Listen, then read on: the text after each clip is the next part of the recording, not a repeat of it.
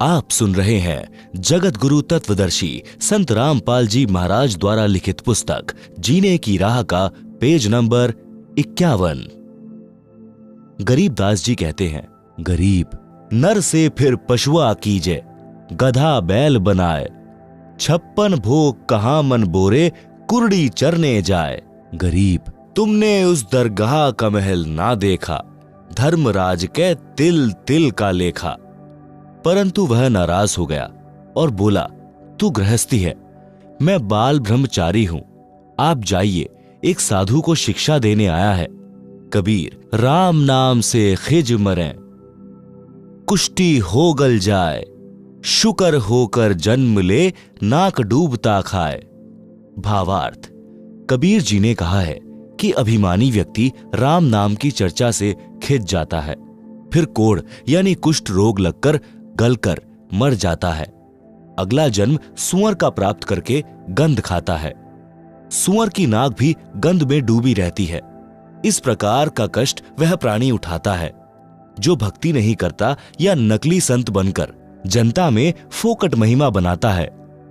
हे हरलाल, मैंने उसके कान में बताया था कि वह दिन याद कर, मैंने क्या कहा था, आप माने नहीं थे। हे जीव, आपको इस किसान का कर्ज उतारना पड़ेगा। लठ खाकर उतार, चाहे राजी खुशी उतार, वैसे पीछा नहीं छूटेगा। उस बैल शरीरधारी नकली बाबा के बात समझ में आ गई है। यह पहले किसी जन्म में परमेश्वर कबीर जी का शिष्य बना था, परंतु फिर गिरी पंथ में चला गया था, जिस कारण से यह सुमार्ग त्याग कर जन्म मरण का कष्ट भोग रहा है। अब यह कभी नहीं बैठेगा। हरलाल जी गरीबदास जी के चरणों में गिर गए और कहा कि हे संत महाराज, मुझे अपना शिष्य बना लो, मैं तो घर बार त्याग कर आपके साथ रहूंगा। मेरी तो आंखें खुल गई। भक्ति बिना जीव कितना कष्ट उठाता है। संत गरीबदास जी ने यह वाणी बोली, गाड़ी बाहो घर रहो, खेती करो खुशहाल, साईं सिर पर राखिए सही भक्त हरलाल। भावार्थ, परमात्मा प्राप्ति के लिए घर त्यागने की आवश्यकता नहीं है। अपना खेती का कार्य तथा गाड़ी बहाने यानी ट्रांसपोर्ट का कार्य खुशी खुशी करो। घर पर रहो, परमात्मा की भक्ति जो मैं बताऊं वह करते रहो, आप सही भक्त कहलाओगे। आप सुन रहे हैं जगत गुरु तत्वदर्शी संत रामपाल जी महाराज द्वारा लिखित पुस्तक जीने की राह का पेज नंबर 52। गरीब नाम उठत नाम बैठत, नाम सोवत जागरे, नाम खाते नाम पीते, नाम सेती लागरे। यही प्रमाण यजुर्वेद अध्याय 40 के मंत्र 15 में है कि वायु अनिलम अथ इदम अमृतम भस्मंतम शरीरम, ओम कृतु स्मर किल्वे, स्मर कृतम स्मर। भावार्थ, संत गरीबदास जी ने कहा कि जो सत्य साधना के सत्य मंत्र मैं आपको दूंगा, उनका जाप खाते पीते जागते समय यानी सुबह सोकर उठो कुछ समय जाप करो, सोने से पूर्व कुछ समय जाप करो, बैठते समय फिर उठते समय परमात्मा का नाम जाप करो। इस प्रकार घर का कार्य भी होता है, स्मरण भी। जैसे गांव में देखते हैं कि लोग सारा सारा दिन ताश खेलते हैं, हुक्के पर वक्त जाया करते हैं, राजनीति की बातें या किसी व्यक्ति की निंदा की चर्चा या सांग सिनेमा देखने में समय नष्ट करते हैं। उस समय को परमात्मा की भक्ति तथा सत्संग चर्चा सुनने में सदुपयोग करें तो मोक्ष संभव है। श्री हरलाल जाट जी दीक्षा लेकर घर आया, घर वालों को सब बात बताई। उस नकली बाबा की यादगार यानी समाधि तोड़ फेंकी और पूरे परिवार को छुड़ानी ले गए। संत गरीबदास जी से दीक्षा दिलाई, अपना तथा अपने परिवार का कल्याण कराया। संत गरीबदास जी के आदेश से उस गोरे बैल को कभी गाड़ी या हल में नहीं जोता। उसको सब पशुओं से भिन्न कमरे में बांधकर अच्छा चारा खिलाया। संत गरीबदास जी ने बताया कि यह भक्त था, कर्म बिगड़ने से पशु बना है, इससे काम ना लें। वह बैल 5 वर्ष जिया। भक्त हरलाल जी ने उसकी भक्त मानकर सेवा की। परमात्मा कबीर जी ने अपने भूले भटके भक्त की पशु जीवन में सहायता की। उसको फिर कभी मानव जन्म मिला तो और आगे उसके भाग्य में कोई पूरा गुरु मिला तो मुक्ति है, अन्यथा फिर 84 लाख योनियों में कष्ट तैयार है। भक्त हरलाल की संतान बेरी में आज भी इस घटना की साक्षी है। तंबाकू सेवन करना महापाप है। संत गरीबदास जी ने भक्त हरलाल जी से कहा कि आप जो भी दीक्षा लेते हैं, तंबाकू का हुक्का, बीड़ी, सिगरेट, चिलम आदि में डालकर भी कभी सेवन नहीं करना और अन्य नशीली वस्तुओं का प्रयोग न करना। भक्त ने कहा कि हे महाराज जी, तंबाकू तो लगभग सब किसान पीते हैं, इसमें क्या हानि है? उत्तर: संत गरीबदास जी ने बताया कि आपने रामायण तथा महाभारत की कथा तो सुनी होगी, उसमें हुक्का सेवन का कहीं वर्णन नहीं है। तंबाकू की उत्पत्ति बताऊं कैसे हुई है? आप सुन रहे हैं जगत गुरु तत्वदर्शी संत रामपाल जी महाराज द्वारा लिखित पुस्तक जीने की राह का पेज नंबर 53। तंबाकू की उत्पत्ति कथा। एक ऋषि तथा एक राजा साधु थे। एक दिन राजा की रानी ने अपनी बहन ऋषि की पत्नी के पास संदेश भेजा कि पूरा परिवार हमारे घर भोजन के लिए आए, मैं आपसे मिलना भी चाहती हूँ, बहुत याद आ रही है। अपनी बहन का संदेश ऋषि की पत्नी ने अपने पति से साझा किया तो ऋषि जी ने कहा कि साधु से दोस्ती अच्छी नहीं होती। तेरी बहन वैभव का जीवन जी रही है। राजा को धन तथा राज्य की शक्ति का अहंकार होता है। वे अपनी बेइज्जती करने को बुला रहे हैं, क्योंकि फिर हमें भी कहना पड़ेगा कि आप भी हमारे घर भोजन के लिए आना। हम उन जैसी भोजन व्यवस्था जंगल में नहीं कर पाएंगे। यह सब साधु जी का षड्यंत्र है। आपके सामने अपने को महान तथा मुझे गरीब सिद्ध करना चाहता है। आप यह विचार त्याग दें, हमारे न जाने में हित है। परंतु ऋषि की पत्नी नहीं मानी। ऋषि तथा पत्नी व परिवार राजा का मेहमान बनकर चला गया। रानी ने बहुमूल्य आभूषण पहने थे, बहुमूल्य वस्त्र पहने हुए थे।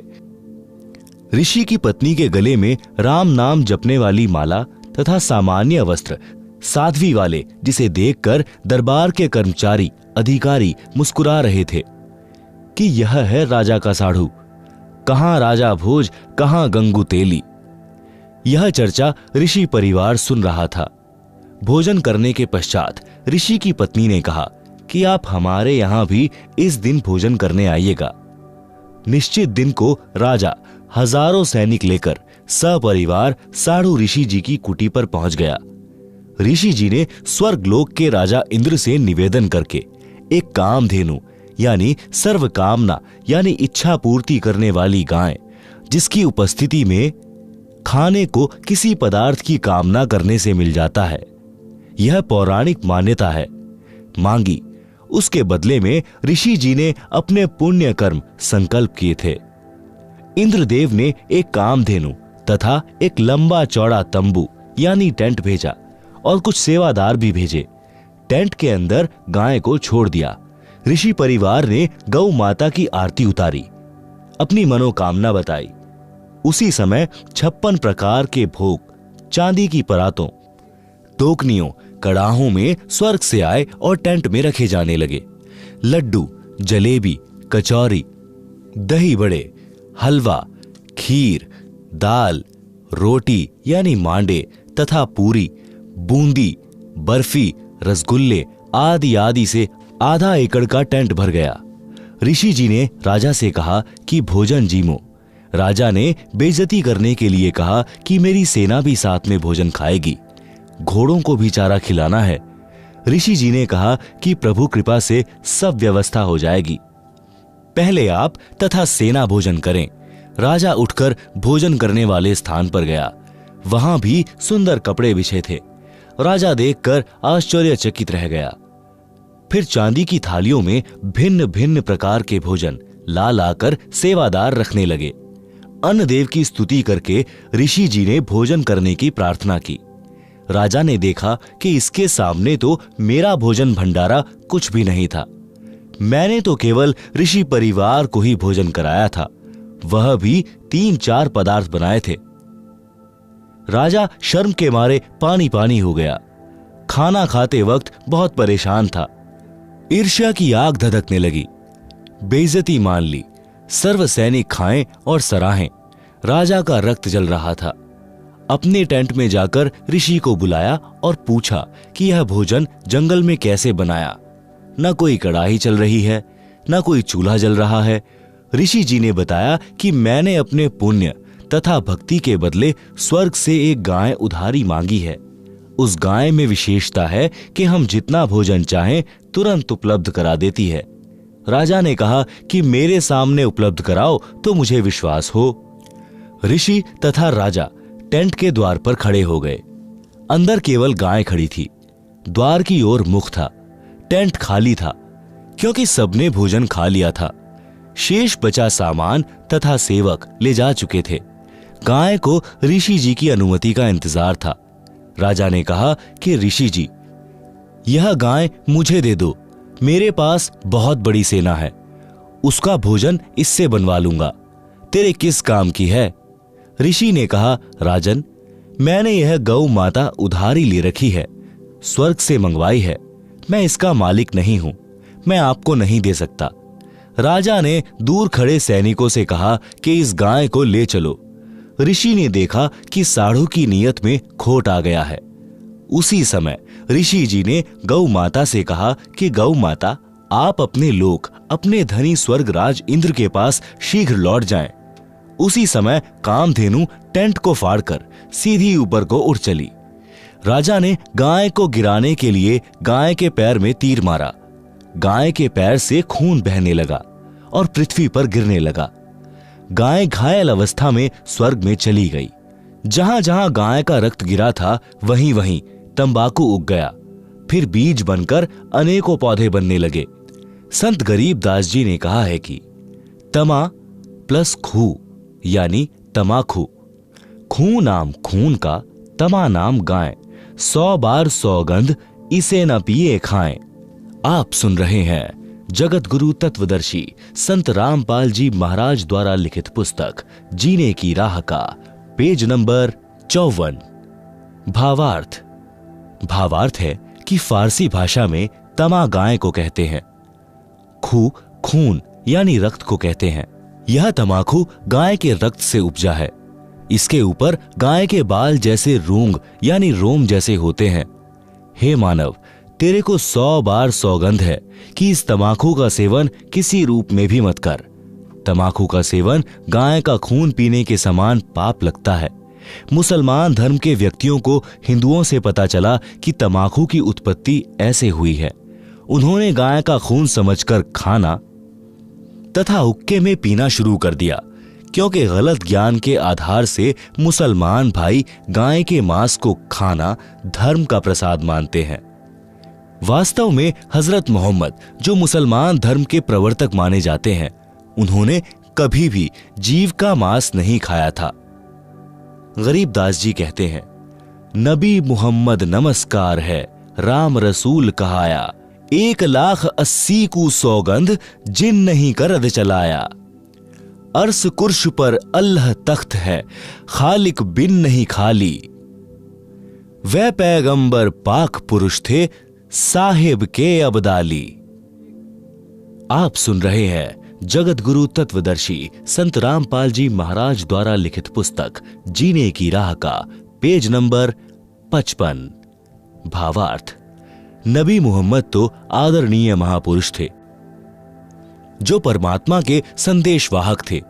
ऐसे ऐसे 1,80,000 पैगंबर मुसलमान धर्म में यानी बाबा आदम से लेकर मोहम्मद तक माने गए हैं। वे सब पाक यानी पवित्र व्यक्ति थे, जिन्होंने कभी किसी पशु पक्षी पर करद यानी तलवार नहीं चलाई। वे तो परमात्मा से डरने वाले थे, परमात्मा के कृपा पात्र थे। बाद में कुछ मुल्ला काजियों ने मांस खाने की परंपरा शुरू कर दी, जो आगे चलकर धार्मिकता का अपवाद यानी बिगड़ा रूप बन गई। उसी आधार से सर्व मुसलमान भाई पाप को खा रहे हैं। फिर भ्रमित मुसलमानों ने तंबाकू का सेवन यानी खाना हुक्का बनाकर पीना प्रारंभ कर दिया। भोले हिंदू धर्म के व्यक्तियों ने उनकी चाल नहीं समझी। उनके कहने से तंबाकू का सेवन जोर शोर से शुरू कर दिया। वर्तमान में तो यह पंचायत का प्याला बन गया है, जो भारी भूल है, अज्ञानता का पर्दा है। इसे भूल कर भी सेवन नहीं करना चाहिए। संत गरीबदास जी ने फिर बताया है कि हे भक्त हरलाल जी, और सुन तमाकू के सेवन के पाप। पर द्वारा स्त्री का खोले, 70 जन्म अंधा हो डोले। मदिरा पीवे कड़वा पानी, 70 जन्म श्वान के जानी। मांस आहारी मानवा, प्रत्यक्ष राक्षस जान। मुख देखो न तास का, वो फिरे 84 खान। सुरापान मधमासाहारी, गमन करे भोगे पर नारी। 70 जन्म कटत हैं शीश, साक्षी साहिब है जगदीश। 100 नारी जारी करे, सुरापान 100 बार। एक चिलम हुक्का भरे, डूबे काली धार। हुक्का हरदम पीवते, लाल मिलावे धूर। इसमें संशय है नहीं, जन्म पीछले सूर। उपरोक्त वाणियों का भावार्थ। वाणी संख्या 1 में कहा है कि जो व्यक्ति अन्य स्त्री से अवैध संबंध बनाता है, उस पाप के कारण वह 70 जन्म अंधे के प्राप्त करता है। अंधा गधा गधी, अंधा बैल, अंधा मनुष्य या अंधी स्त्री के लगातार 70 जन्मों में कष्ट भोगता है। वाणी संख्या 2। कड़वी शराब रूपी पानी जो पीता है, वह उस पाप के कारण 70 जन्म तक कुत्ते के जन्म प्राप्त करके कष्ट उठाता है। गंदी नालियों का पानी पीता है। रोटी न मिलने पर गुह यानी टट्टी खाता है। वाणी संख्या 3। जो व्यक्ति मांस खाते हैं, वे तो स्पष्ट राक्षस हैं।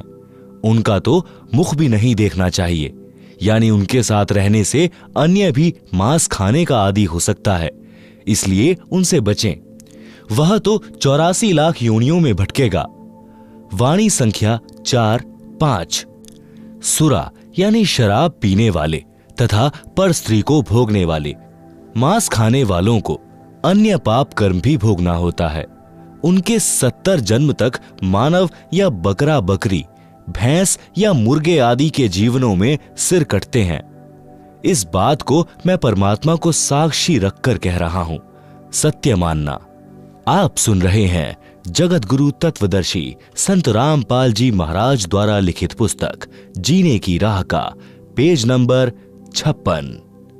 वाणी संख्या 6। एक चिलम भरकर हुक्का पीने वाले को देने से भरने वाले को जो पाप लगता है, वह सुनो। एक बार पर स्त्री गमन करने वाला, एक बार शराब पीने वाला, एक बार मांस खाने वाला पाप के कारण उपरोक्त कष्ट भोगता है। 100 स्त्रियों से भोग करे और 100 बार शराब पिए, उसे जो पाप लगता है, वह पाप एक चिलम भरकर हुक्का पीने वाले को देने वाले को लगता है। विचार करो, तंबाकू सेवन यानी हुक्के में, बीड़ी सिगरेट में पीने वाले, खाने वाले, करने वाले को कितना पाप लगेगा। इसलिए उपरोक्त सर्व पदार्थों का सेवन कभी ना करो। वाणी संख्या 7। समाज के व्यक्तियों को देखकर कुछ व्यक्ति हुक्का या अन्य नशीली वस्तुएं सेवन करने लग जाते हैं। यदि सत्संग सुनकर बुराई त्याग देते हैं, तो वे जीव पिछले जन्म में भी मनुष्य थे।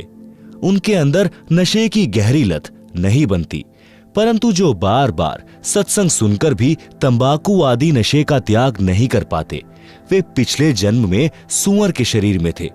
सूअर के शरीर में बदबू यानी बैड स्मेल सूंघने से तंबाकू की बदबू पीने सूंघने की गहरी आदत होती है। वे शीघ्र हुक्का व अन्य नशा नहीं त्याग पाते। वे अपने अनमोल मानव शरीर रूपी लाल को मिट्टी में मिला रहे हैं। उनको अधिक सत्संग सुनने की राय दी जाती है। निराश न हो, सच्चे मन से परमात्मा कबीर जी से नशा छुड़वाने की पुकार प्रार्थना करने से सब नशा छूट जाता है। तंबाकू के विषय में अन्य विचार। तंबाकू यानी हुक्का पीने वालों की स्थिति बताई है। संत गरीबदास जी के ग्रंथ में अथ तंबाकू की बैत नामक अध्याय में पितबाई खांसी निबासी निबास, कफदल कलेजा लिया है गिरास, काला तमाखू अरु गोरा पिवाक, 10-20 लंगर जहां बैठे गुटाक, बाजे ने गुड़गुड़ अरु हुक्के हजूम, कोरे कुबुद्धि बीसा है ना सूम, बाकी पगड़ी अरु बाकी ही ने, खुद डूबे अरु डुबोए है के। गुटाकड़ अटाकड़ मटाकड़ लहूर, एक बैठेगा अड़कर एक बैठेगा दूर। पीवे तमाखू पड़े करम मार, अमली के मुख में मूत्र की धार। कड़वा ही कड़वा तू करता हमेश, कड़वा ही ले प्यारे कड़वा ही पेश। कामी क्रोधी तू लोभी लबूट, बचन मान मेरा धूमा न घूंट। हुक्का हरामी गुलामी गुलाम, धनी के सरे में न पहुंचे अलाम। पामर परम धाम जाते न कोई, झूठे अमल पर दई जान खोई। मुर्दा मजावर हरामी हराम, पीवे तमाखू सो इंद्री के गुलाम। अज्ञान नींद न सो उठ जाग, पीवे तमाखू गए फुटी भाग। भांग तमाखू पीवे ही सुरापान से हेत, गोसत मिट्टी खाए कर जंगली बने प्रेत। पान तमाखू चाब ही सांस नाक में देत, सो तो अकार्थ गए जो भड़ भूजे का रेत। भांग तमाखू पी वही गोसत गला कबाब, मोर मृग को भगत है देंगे कहा जवाब। भांग तमाखू पीवते चिस्मियों नाली तमाम, साहिब तेरी साहिबी जाने कहाँ गुलाम। गौवा अपनी अम्मा है इस पर छुरी न बाहे, गरीब दास घी दूध को सब ही आत्म खाए। आप सुन रहे हैं जगत गुरु तत्वदर्शी संत रामपाल जी महाराज द्वारा लिखित पुस्तक जीने की राह का पेज नंबर 57। भावार्थ। उपरोक्त वाणियों का भावार्थ है कि मानव शरीर को ऑक्सीजन की आवश्यकता है, उसके स्थान पर तंबाकू का धुआं यानी कार्बन डाइऑक्साइड प्रवेश करता है तो उनको खांसी रोग हो जाता है। पित्त तथा बाय यानी बाय का रोग हो जाता है। हुक्का पीने वाले का बैठने का स्टाइल बताया है कि हुक्का पीने वाले एक दो तो हुक्के के निकट बैठेंगे, एक कुछ दूरी पर बैठेगा और कहेगा कि सरकाइए थोड़ा सा, दूसरे उसकी ओर हुक्का देंगे। फिर ने यानी नली जिससे धुआं खींचते हैं गुरड़ गुरड़ बाजेगी। आप तो हुक्का पीकर डूबे हैं और छोटे बच्चे भी उनको देखकर वही पाप करके नरक की काली धार में डूबेंगे। जो तंबाकू पीते हैं उनके तो भाग फूटे ही हैं। अन्य को तंबाकू पीने के लिए उत्प्रेरक बनकर डुबोते हैं।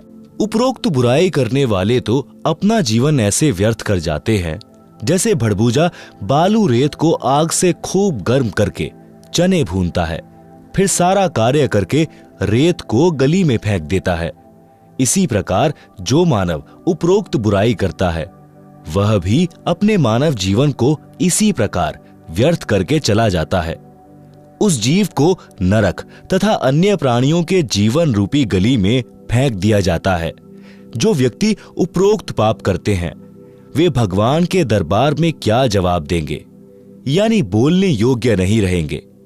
फिर कहा है कि गाय अपनी माता के तुल्य है, जिसका सब धर्म जाति वाले दूध ही पीते खाते हैं, इसलिए गाय को मत मारो। विषय तंबाकू का चल रहा है। भक्ति मार्ग में तंबाकू सबसे अधिक बाधा करता है। जैसे अपने दोनों नाकों के मध्य में एक तीसरा रास्ता है जो छोटी सुई के नाके जितना है। जो तंबाकू का धुआं नाकों से छोड़ते हैं वह उस रास्ते को बंद कर देता है। वही रास्ता ऊपर को त्रिकुटी की ओर जाता है जहां परमात्मा का निवास है। जिस रास्ते से हमने परमात्मा से मिलना है उसी को तंबाकू का धुआं बंद कर देता है। हुक्का पीने वालों को देखा है प्रतिदिन हुक्के की नय यानी नली में लोहे की गज यानी एक पतला सा सरिया घुमाते हैं, जिनमें से धुएं का जमा हुआ मैल निकलता है। वह नय रुक जाती है। मानव जीवन परमात्मा प्राप्ति के लिए ही मिला है। परमात्मा को प्राप्त करने वाले मार्ग को तंबाकू का धुआं बंद कर देता है। इसलिए भी तंबाकू भक्त के लिए महान शत्रु है। वैसे भी हुक्का पीने वाले भी मानते हैं कि तंबाकू अच्छी चीज नहीं है। जब कोई छोटा बच्चा अपने दादा ताऊ पिता चाचा को हुक्का पीते देखता है तो वह भी नकल करता है, हुक्के को पीने लगता है। तो बड़े व्यक्ति जो स्वयं हुक्का पीते हैं उस बच्चे को धमकाते हैं कि खबरदार, अगर हुक्का पिया तो यह अच्छा नहीं है। यदि आप जी इसे अच्छा पदार्थ मानते हैं तो बच्चों को भी पीने दो। आप मना करते हैं तो मानते हो कि यह अच्छा नहीं है, हानिकारक है। सर्दियों में एक मकान में छोटे बच्चे भी सो रहे होते हैं। उसी में हुक्का पीने वाला हुक्का पी रहा होता है। वह स्वयं तो पाप कर ही रहा है, अपने परिवार को धुआं पिलाकर पाप का भागी बना रहा है। छोटे बेटा बेटी को दादा पिताजी अपने हिस्से के दूध से पिलाने की कोशिश करता है कि ले थोड़ा और पी ले, देख तेरी चोटी बढ़ रही है और पी जा। इस प्रकार उसे दूध का गिलास पिलाकर दम लेता है, क्योंकि दूध बच्चे के लिए लाभदायक है।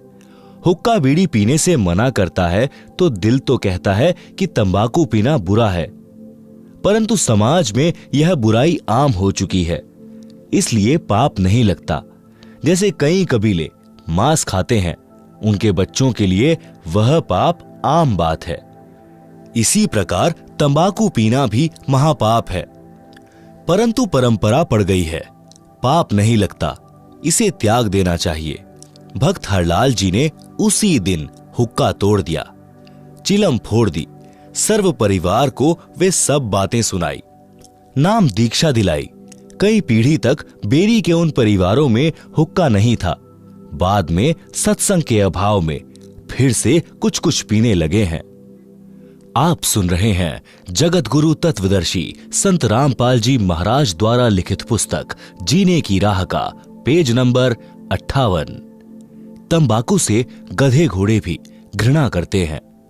एक दिन संत गरीबदास जी गांव छुड़ानी जिला जज्जर वाले किसी कार्यवश घोड़े पर सवार होकर जींद जिले में किसी गांव में जा रहे थे। मार्ग में गांव मालखेड़ी, जो कि जिला जींद के खेत थे, उन खेतों में से घोड़े पर बैठकर जा रहे थे। गेहूं की फसल खेतों में खड़ी थी। घोड़ा रास्ता छोड़कर गेहूं की फसल के बीचों बीच चलने लगा। खेतों में फसल के रखवाले थे, वे लाठी डंडे लेकर दौड़े और संत गरीबदास जी को मारने लगे कि तेरा दिमाग खराब हो गया है क्या, हमारी फसल का नाश कर दिया, घोड़े को सीधा नहीं चला सकता। ज्यों ही उन्होंने संत गरीबदास जी को लाठी मारने की कोशिश की तो उनके हाथ ऊपर को ही जाम हो गए। सब अपनी अपनी जगह पत्थर की मूर्ति के समान खड़े हो गए। 5 मिनट तक उसी प्रकार रहे। फिर संत गरीबदास जी ने अपना हाथ आशीर्वाद देने की स्थिति में किया तो उनकी स्तंभता टूट गई और सब पीठ के बल गिरे। लाठियां हाथ से छूट गई। ऐसे हो गए जैसे अधरंग हो गया हो। रखवालों को समझते देर नहीं लगी कि यह सामान्य व्यक्ति नहीं है। सबने रोते हुए क्षमा याचना की। तब संत गरीबदास जी ने कहा कि भले पुरुषों, क्या राह चलते व्यक्ति के साथ ऐसा व्यवहार करते हैं? मारने को दौड़े हो, पहले तो यह जानना चाहिए था कि किस कारण से घोड़ा फसल के बीच में ले गए हो। वे किसान बोले, अब बताइए जी, घोड़ा किस कारण से फसल में चला गया था? संत गरीबदास जी ने पूछा कि इस खेत में इस फसल से पहले क्या बीज रखा था? उन्होंने बताया कि ज्वार बोई थी। उससे पहले क्या बोया था? उन्होंने बताया कि तंबाकू बीजा था। संत गरीबदास जी ने बताया कि उस तंबाकू की बदबू अभी तक इस खेत में उठ रही है। उसकी बदबू से परेशान होकर मेरा घोड़ा रास्ता त्याग कर दूर से जाने लगा।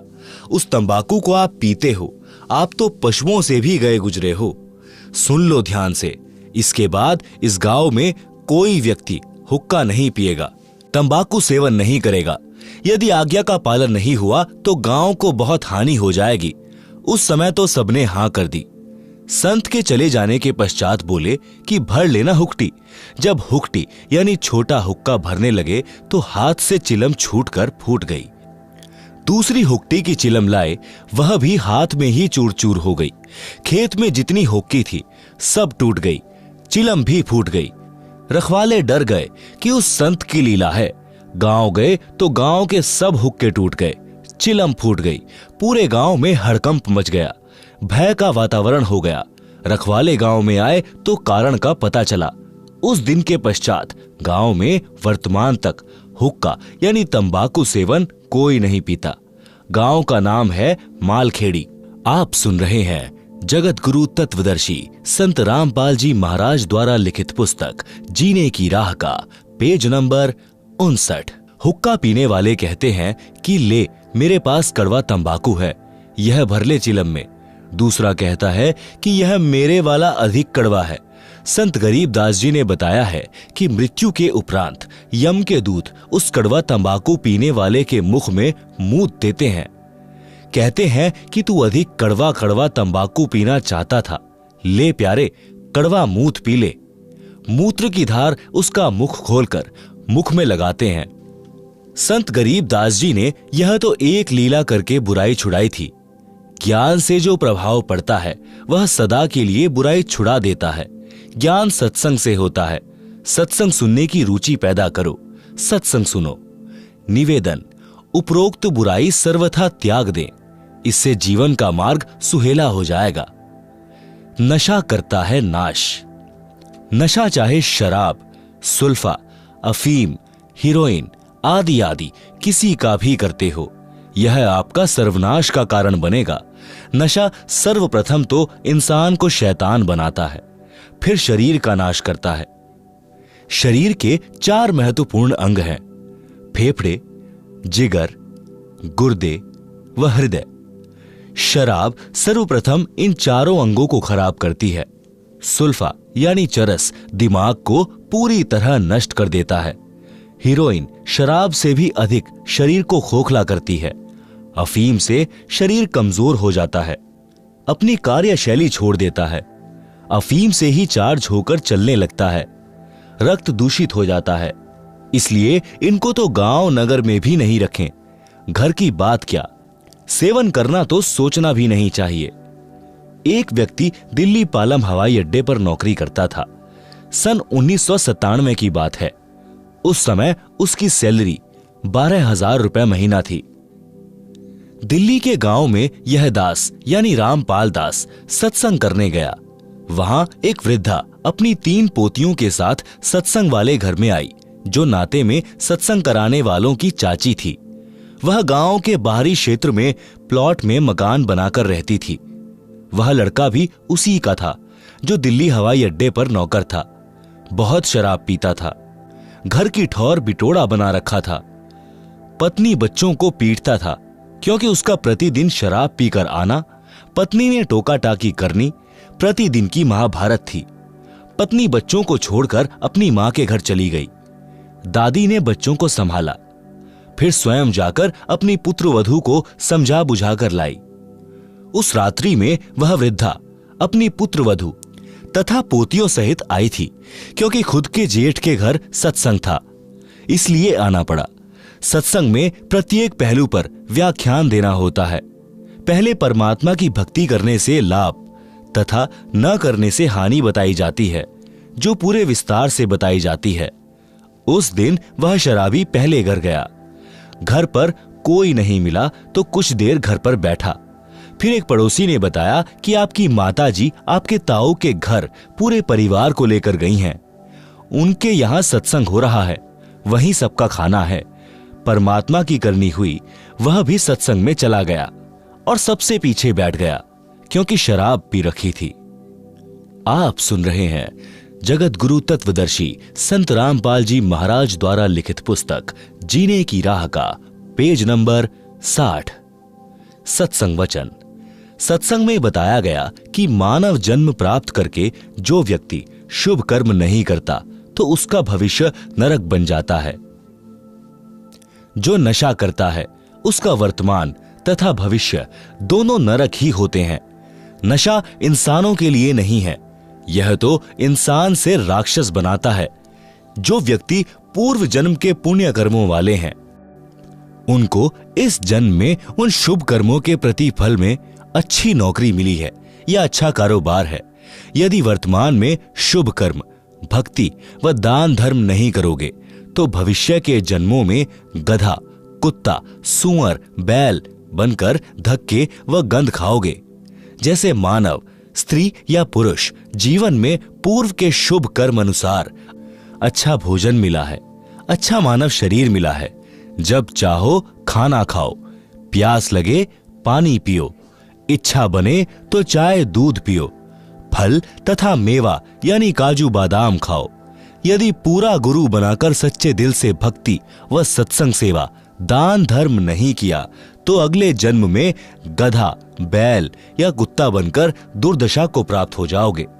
न समय पर खाना मिलेगा, न पानी, न कोई गर्मी सर्दी से मच्छर मक्खी से बचने का साधन होगा।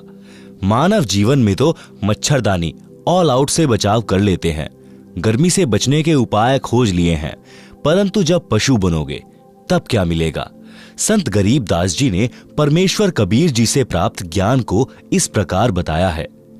नर से तू पशुआ कीजे, गधा बैल बनाई, 56 भोग कहाँ मन बोरे, कुरड़ी चरने जाई। भावार्थ, मानव शरीर छूट जाने के पश्चात भक्तिहीन तथा शुभ कर्महीन होकर जीव गधे, बैल आदि आदि की योनियों यानी शरीरों को प्राप्त करेगा।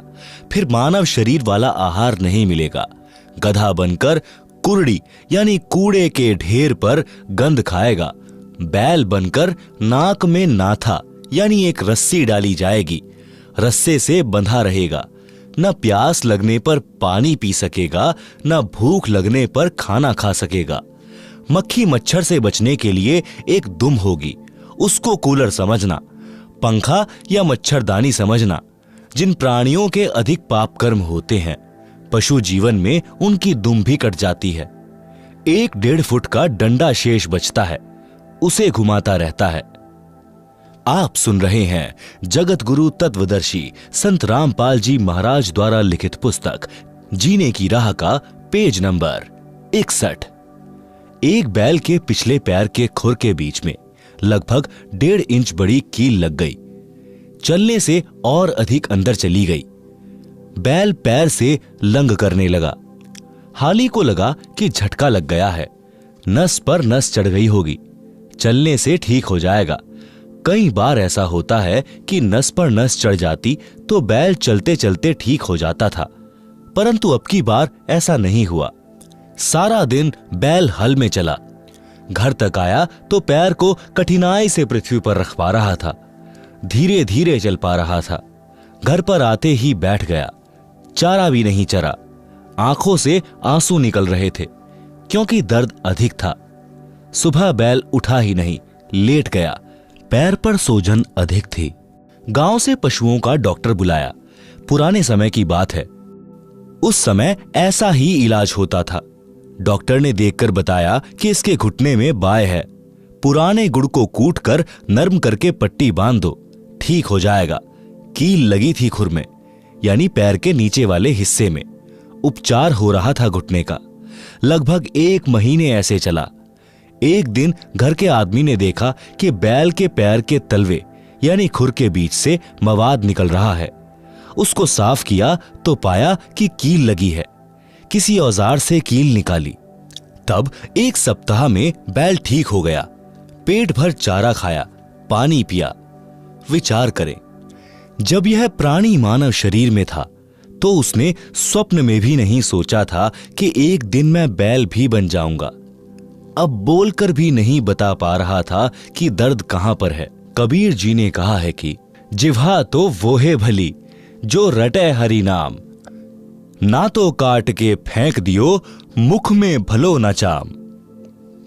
भावार्थ, जैसे जीभ शरीर का बहुत महत्वपूर्ण अंग है, यदि परमात्मा का गुणगान तथा नाम जाप के लिए प्रयोग नहीं किया जाता है तो व्यर्थ है, क्योंकि इस जुबान से कोई किसी को कुवचन बोलकर पाप करता है। बलवान व्यक्ति निर्बल को गलत बात कह देता है, जिससे उसकी आत्मा रोती है, बद्दुआ देती है। बोलकर सुना नहीं सकता क्योंकि मार भी पड़ सकती है।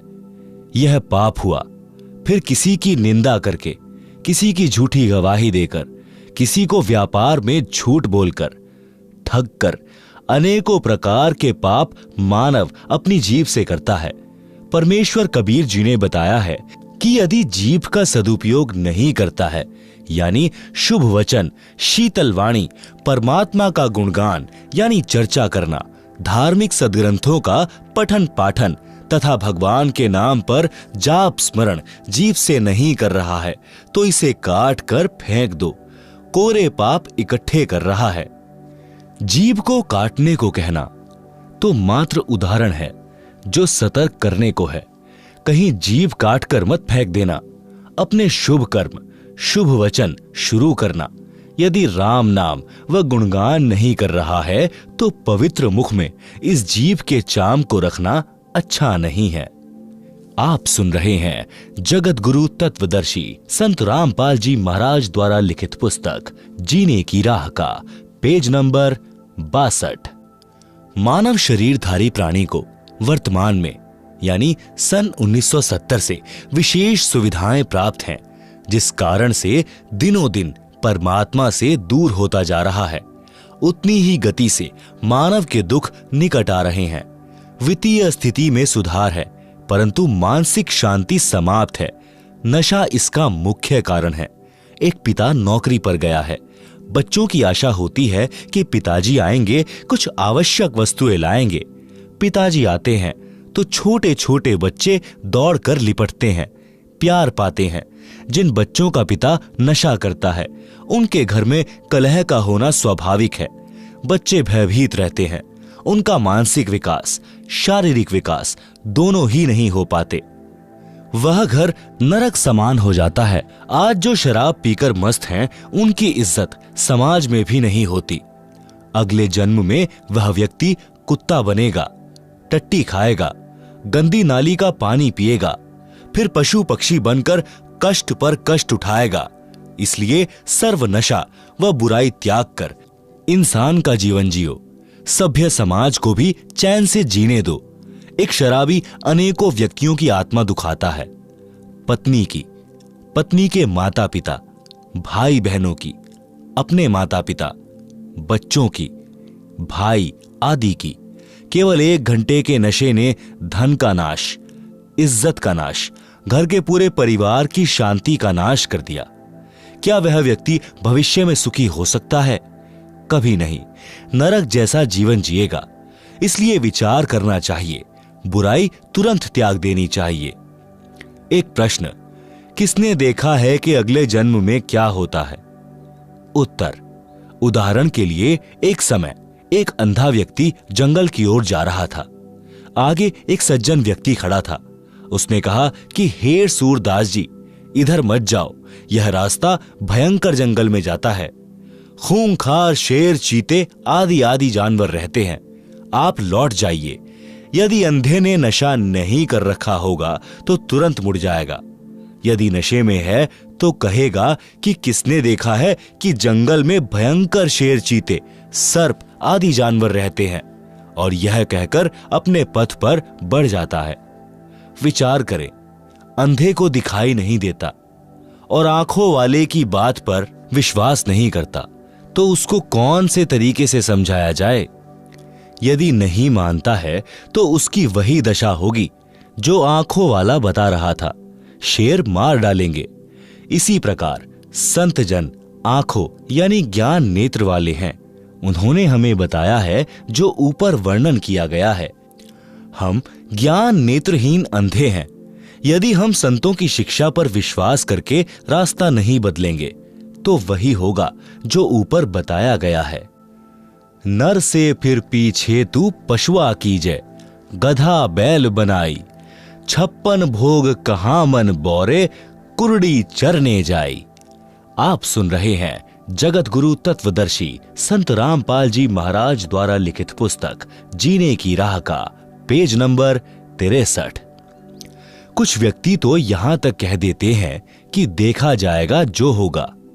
उनसे निवेदन है कि गधा बनने के पश्चात आप क्या देखोगे, फिर तो कुम्हार देखेगा। इस प्रकार के प्रवचन सत्संग में अवश्य सुनाए जाते हैं। वह शराबी भी सत्संग में आ बैठा, क्योंकि घर पर कोई नहीं था, ताला लगा था। कुछ देर बाद नशा उतर गया और सब सत्संग सुनना पड़ा। उस दिन के पश्चात उस व्यक्ति ने कभी शराब नहीं पी और कोई नशा नहीं किया। दीक्षा ली, पूरे परिवार को दीक्षा दिलाई। हम यानी लेखक तथा साथ सत्संग में गए कुछ भक्त सुबह गांव के बाहर घूमने के लिए गए तो रास्ते में उस व्यक्ति यानी एयरपोर्ट वाले का घर था। गली में उसकी माताजी खड़ी थी। उसने कहा कि महाराज जी चाय पीकर जाना। गांव के भक्त ने बताया कि इनके घर अवश्य चलो, उजड़ा पड़ा है यह परिवार। साधु संतों के चरण पड़ने से घर पवित्र हो जाता है। हम सब उनके घर चले गए। हम कुल 5 जने थे। चारपाई आंगन में डली थी। मई का महीना था। वृक्ष की छाया थी। उसकी माताजी ने अपनी पुत्र वधू से कहा कि बेटी चाय बना। उस बेटी ने चूल्हे में आग जलाकर डेगची में पानी डालकर चाय बनाना शुरू कर दिया। आधे घंटे बाद हमने कहा कि चाय शीघ्र लाओ, हमने घूमने जाना है, फिर किसी अन्य गांव में सत्संग के लिए जाना है। परंतु फिर भी वह बेटी डेगची के नीचे आग जलाए जा रही थी। दोबारा कहा तो वह रोने लग गई। गांव का भक्त उठकर गया तो पता चला कि घर पर न चीनी है, न चाय पत्ती और न ही दूध है। उस व्यक्ति की माताजी भी रोने लगी। कहा कि उजड़े पड़े हैं महाराज, बचा सको तो बचा लो। वह व्यक्ति दीक्षा लेकर वक्त से अपनी ड्यूटी पर चला गया था। कुछ दिन के पश्चात हम दिल्ली में ही पंजाब खोड़ गांव में सत्संग कर रहे थे। वहां पर वह व्यक्ति अपनी माता तथा पत्नी व तीनों बेटियों को कार में बैठाकर सत्संग में लाया। पहले एक टूटी सी मोटरसाइकिल थी। सब बच्चों ने सुंदर वस्त्र पहन रखे थे। कह रहे थे कि पिताजी अब मम्मी के साथ कभी नहीं लड़ते। सब तनख्वाह दादी जी को देते हैं। हम तो स्वर्ग में रहने लगे। दादी जी बोली कि उस दिन आपके ऐसे दर्शन हुए कि हम तो उजड़े बस गए। मैंने कहा कि माई, तेरा बेटा बुरा नहीं था, इसने ये अच्छे विचार कभी सुने ही नहीं थे। यदि पहले ये विचार सुनने को मिल जाते तो यह बुराई करता ही नहीं। यह सब परमेश्वर कबीर जी की कृपा है जो उस दिन यह सत्संग में आ गया और इसकी आत्मा का मैल साफ हो गया। आपका परिवार नरक से निकलकर स्वर्ग में निवास कर रहा है। परमात्मा की मर्यादा में रहना, कभी कष्ट नहीं आएगा। भक्ति करते रहना, कई पीढ़ी का उद्धार हो जाएगा। इस प्रकार सत्संग से मानव उद्धार होकर विश्व में शांति, आपसी प्रेम बढ़ता है। सत्संग विचार अवश्य सुना करो। पढ़े भक्ति मर्यादा पृष्ठ 307 पर। आप सुन रहे हैं जगत गुरु तत्वदर्शी संत रामपाल जी महाराज द्वारा लिखित पुस्तक जीने की राह का पेज नंबर 64। माता पिता की सेवा व आदर करना परम कर्तव्य। प्रत्येक माता पिता की तमन्ना होती है कि मेरी संतान योग्य बने, समाज में बदनामी न ले, अच्छे चरित्र वाली हो, आज्ञाकारी हो, वृद्धावस्था में हमारी सेवा करे, हमारी बहू हमारे कहने में चलने वाली आए, समाज में हमारी इज्जत रखे, वृद्धावस्था में हमारी सेवा करे, प्यार से व्यवहार करे। सतयुग, त्रेता, द्वापर तक यह मर्यादा चरम पर रही। सब सुखी जीवन जीते थे। कलयुग में कुछ समय तक तो ठीक रहा, परंतु वर्तमान में स्थिति विपरीत ही है। इसे सुधारने का उद्देश्य लेखक यानी रामपाल दास रखता है। आशा भी करता हूं कि भगवान की कृपा से, ज्ञान के प्रकाश से सब संभव हो जाता है, हो भी रहा है और होगा, यह मेरी आत्मा मानती है। माता का संतान के प्रति प्यार। एक लड़के का पिता मृत्यु को प्राप्त हो गया। उस समय वह 10-11 वर्ष का था। माता ने अपने इकलौते पुत्र की परवरिश की। माता तथा पिता दोनों का प्यार माता जी ने दिया कि कहीं पुत्र को पिता का अभाव कष्ट न दे। लड़का युवा होकर शराब का आदी हो गया तथा वैश्यागमन करने लगा। माता से नित्य रुपए मांगे और आवारागर्दी में उड़ाए। एक दिन माता के पास पैसे नहीं थे। शराब के नशे में माता को पीटा तथा वैश्या के पास गया। उस दिन पैसे नहीं थे तो वैश्या ने कहा कि अपनी माता का दिल निकाल ला। उल्टा घर आया, माता बेहोश थी। छुरा मारकर माता का दिल निकाल कर चल पड़ा। नशे में ठोकर लगी और गिर गया।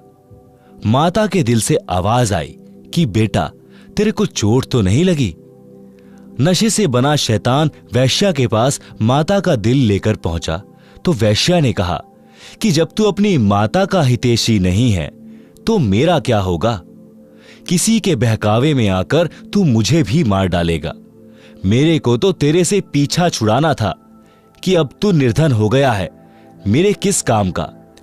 इसलिए यह शर्त रखी थी कि तू माता का दिल निकाल नहीं सकता, क्योंकि वह तेरे को कभी किसी वस्तु के लिए मना नहीं करती थी। हे शैतान, चला जा मेरी आंखों के सामने से। यह कहकर वैश्या ने उसे घर से बाहर धक्का देकर द्वार बंद कर लिया। वह शैतान घर आया, माता के शव पर विलाप करने लगा। कहा कि माता जी, हो सके तो भगवान के दरबार में भी मुझे बचाना। आवाज आई कि बेटा, कुछ नहीं हुआ, बस तेरे को खुश देखना चाहती हूं। उसी समय नगर के लोग आए, थाने में सूचना दी।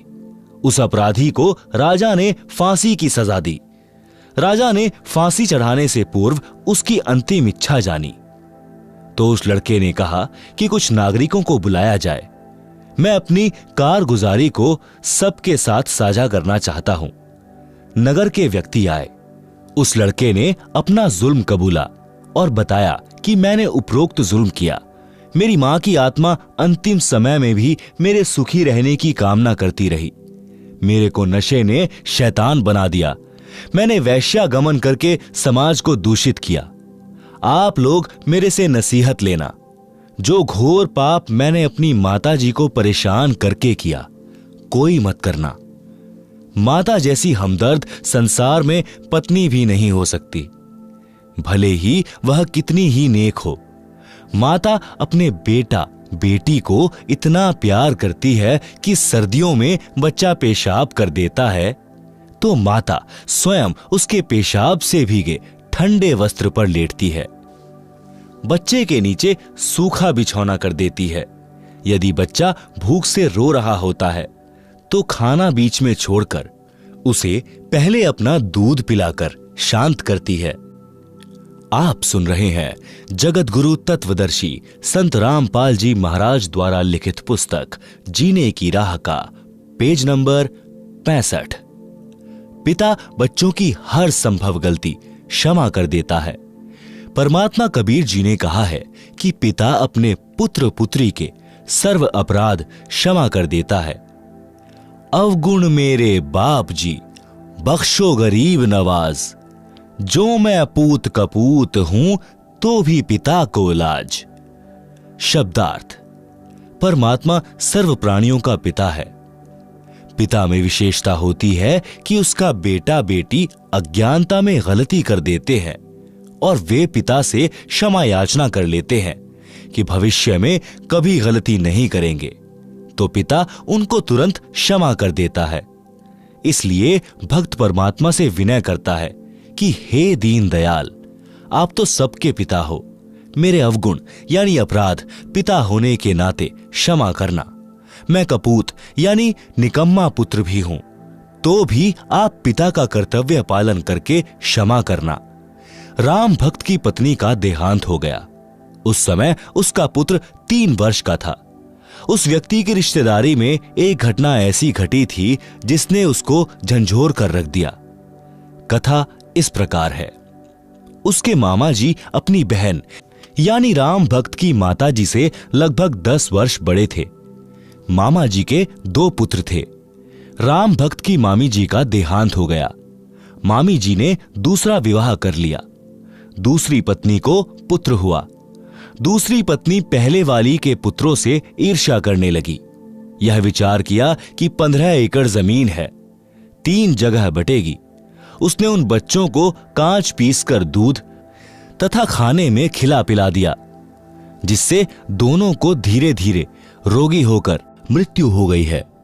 डॉक्टर ने बताया कि बच्चे कांच खा गए हैं, जिस कारण से इनकी मृत्यु हुई है।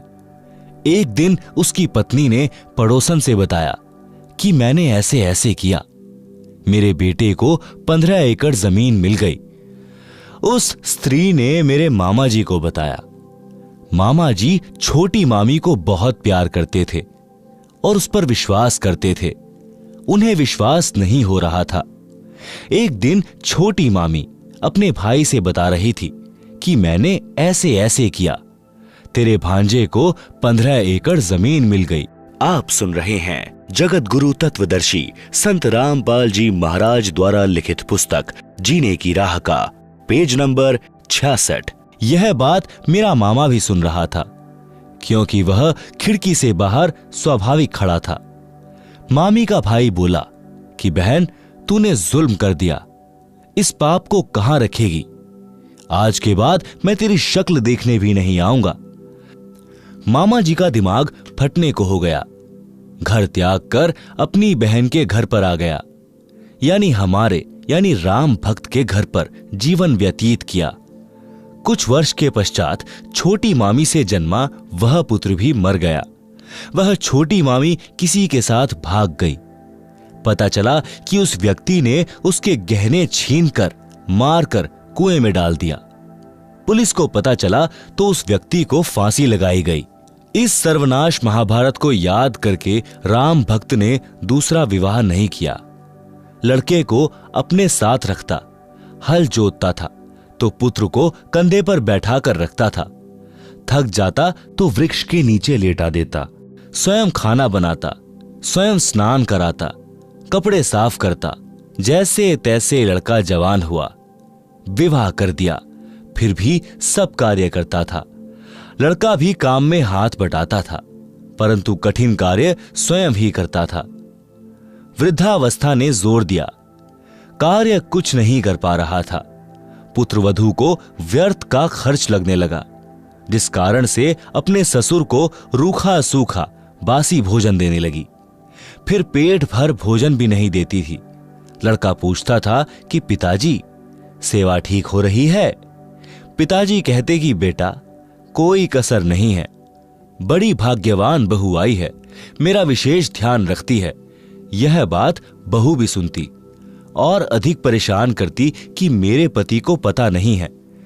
वृद्ध भी मेरी चाल से अपरिचित है। एक दिन लड़के ने देखा कि पिताजी को भोजन ठीक नहीं मिला, तो उसने पत्नी को कहा, तू पाखंड करने लगी कि घर देखकर खाया जाता है। आपको घर की चिंता नहीं है, सारा घर मेरे से चल रहा है। मुझे पता है कि खर्च कैसे चलाना है। एक दिन वृद्ध को चक्कर आए और गिर गया, टांग टूट गई। वैद्य ने बताया कि आहार पूरा न मिलने से शारीरिक कमजोरी है। दूध 2 समय आधा आधा सेर यानी आधा आधा किलो पिलाओ, ताजा भोजन खिलाओ। वैद्य चला गया। पत्नी ने कहा कि ऐसे तो घर का दिवाला निकल जाएगा। पति यानी लड़के को भी बात पसंद आई। वृद्ध की कोई परवाह नहीं की। वृद्ध के ससुराल वाले चोट लगने की खबर सुनकर मिलने आए। उन्होंने पूछा कि बेटा बहू ठीक सेवा कर रहे हैं क्या? राम भक्त ने कहा कि पूछो ना, ऐसे पुत्र तथा पुत्रवधू सबको दे भगवान, मेरे को कोई कष्ट नहीं होने देते। यह तो कोई कर्म की मार से चोट लग गई है। उसी गांव में 2 बहनों का विवाह हुआ था, एक का राम भक्त से, दूसरी का पड़ोस में। जब वे अपनी दूसरी लड़की के घर गए तो पता चला कि उस राम भक्त की कोई सेवा नहीं हो रही है। लड़का भी निकम्मा है। यह बात ससुराल वालों के गले नहीं उतरी, क्योंकि वे राम भक्त के मुख से सुनकर आए थे कि सेवा में कोई कसर नहीं है। वे कुछ समय बाद पुनः राम भक्त के घर गए तो उस समय वह बासी रोटी पानी में भिगो भिगो कर खा रहा था। यह देखकर उनको रोना आ गया। लड़के को बुलाया तथा कहा कि तेरे को शर्म नहीं आती? पता है तेरे को कैसे पाल पोष कर बड़ा किया है? लड़के की बहू भी आ गई। दोनों बोले कि हम तो ऐसे ही सेवा करेंगे। राम भक्त बोला कि आप जाओ, घर में झगड़ा ना कराओ। मेरी किस्मत में जो लिखा है वह मिल रहा है। मैं अपने पुत्र को दुखी नहीं देख सकता। राम भक्त की बुआ का लड़का रामनिवास सत्संगी था। वह राम भक्त को बहुत कहता था कि आप कुछ समय भगवान की भक्ति किया करो, मेरे साथ संत के सत्संग सुनने चला करो, तो राम भक्त कहता था कि मैं तो अपने बेटे की पूजा करूंगा, यह सुखी रहे, यही मेरी तमन्ना है। बुआ के लड़के ने कहा कि बेटे की पूजा पूरी हो चुकी हो तो अब भी बना लें कुछ कर्म। फिर भी यही कहा कि बेटे बहू को देख देख कर जी रहा हूं। बहुत कहने के पश्चात राम भक्त अपनी बुआ के लड़के राम निवास के साथ सत्संग में गया। फिर राम निवास अपने घर ले गया, उसकी दवा कराई, अच्छा खाना खिलाया, कई महीने अपने पास रखा। राम भक्त भक्ति पर पूरा दृढ़ हो गया। घर पर गया तो बच्चों से कहा, बेटा बेटी पुत्र वधू, आज तक मैंने आपसे कुछ नहीं मांगा, आज एक भीख मांग रहा हूं, आप मेरे साथ सत्संग में एक बार चलो। उन्होंने कहा कि पीछे से पशुओं तथा बच्चों को कौन संभालेगा? राम भक्त ने कहा कि बेटा घर पर रह जाएगा, बेटी तथा पोता पोती मेरे साथ चलो। ऐसा ही किया। जब उस पुत्रवधू ने सत्संग के वचन सुने, वहां आने वाले सब भक्तों की सेवा पुराने भक्त भक्तमती ऐसे कर रहे थे जैसे विशेष मेहमानों की घर पर करते हैं। वृद्ध, रोगी, अपंग श्रद्धालुओं की भी विशेष सेवा कर रहे थे। सत्संग में यह बताया जाता है कि जीव पर दया बनाए रखने से परमात्मा प्रसन्न होता है। दुखियों, असहायों की सहायता करना मानव मात्र का परम कर्तव्य है। दया धर्म का मूल है, पाप मूल अभिमान। कह कबीर दयावान के पास रहे भगवान।